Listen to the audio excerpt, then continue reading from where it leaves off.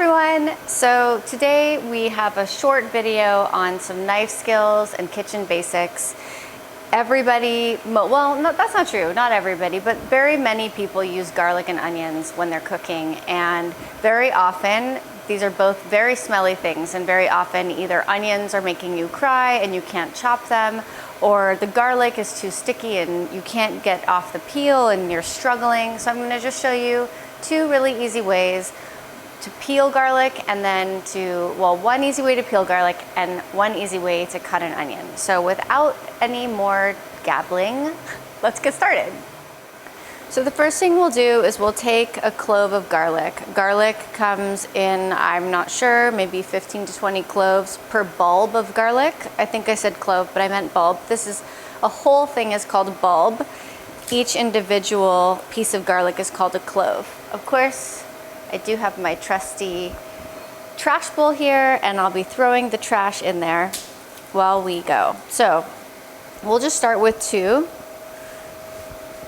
The nice thing about this, so a lot of people struggle and they try to peel garlic and it gets sticky and your hands get smelly, and it's really not useful and very frustrating. So what we'll do is we'll put the flat edge, or the side that's the least wobbly, which is this side, flat on the cutting board, and with the thick part of your knife and your palm firmly on the knife and the other one firmly on the handle, palm up, you're just going to push down.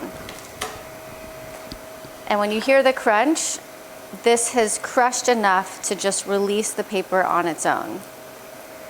And it's that easy. So we'll try it again with this one. Holding the knife blade away from you, probably safer than blade towards you. Palm down, fingers up. There we go. And then of course, you can chop this as finely or as big as you'd like. Chopping garlic is not really complicated. You just want to keep moving it towards you. Get a good grip on your knife. Make sure that your hands are not wet or slippery with oil, and chop away. And there we go. We have garlic. Okay, we have the beautiful onion. This is a delicious flavor additive to food, and it makes you cry at the same time. It's a beast because actually the longer you chop it, the more the fumes from the oils of the onion are able to escape and go right into your face and make you cry. So the less you chop this, the better. That means the more efficient you are at cutting this, the less you cry. So let's get started. So we have this. If there's anything that you just want to get off before you chop, obviously you can discard any kind of onion paper that's left. But what we're going to do is we're going to keep this on until we're completely done chopping. But this side where the the bud comes from, we're just going to cut off. And then once that's off, we'll put it upside down, flat side down, and just cut it in half.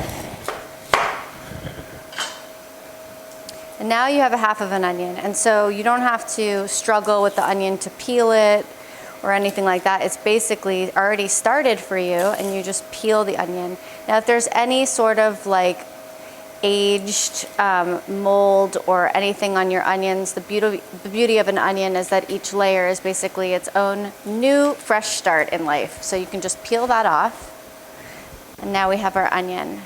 And so depending on, I'm going to just do this one as well, just so while we're at it, depending on how big you want your onion pieces to be, you can do this method the same way, but in bigger slices or in smaller slices. So this onion is a little bit old, but the great thing about root vegetables or things, this is not a root vegetable, I don't know what I'm saying, but the great thing about onions is that they store for a very long time in your pantry. So you can keep an onion for a really long time.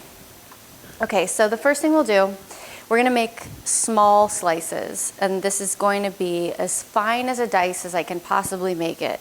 Flat side down, palm up, just like we put on our knife to chop the garlic or to press down on the garlic. with your knife as flat as possible, because you don't want to angle it, because if you angle it down, it's going to make an uneven slice and you're going to hit the cutting board. You want to keep your knife at a horizontal level with your hands out of the way. I'm going to move mine back. Ron, can you see my onion? Okay. I'm going to move mine back, and with your hands up, fingers up, you're just going to make a slice, making sure that you don't go to the end, because the end is what's going to keep this together until we're done cutting. Once that's done, I have about 1/4 of an inch. I could even go smaller, but hopefully you guys can see that's 1/4 of an inch.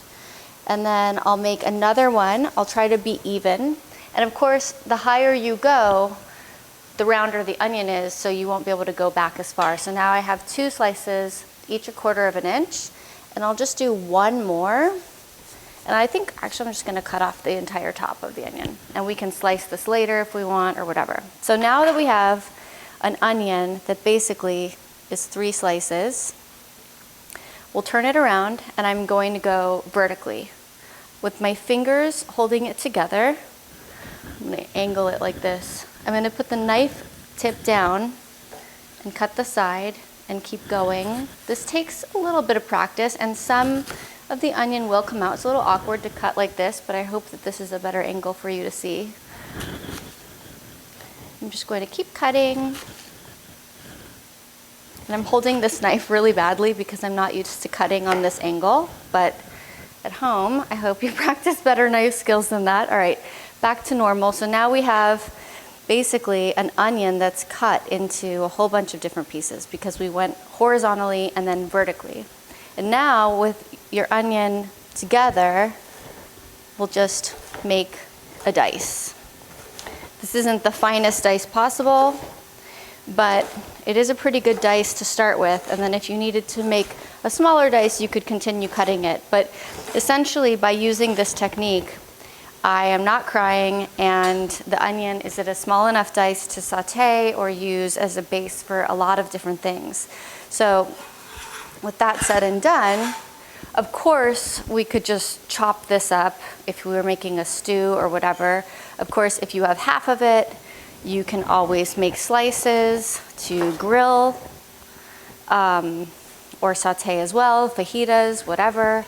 And then easy enough, you can just do 2 and 1 for a bigger slice in a soup maybe, or whatever. But basically the principle is the same, and that's it. That's how to cut an onion. I hope you guys enjoyed this.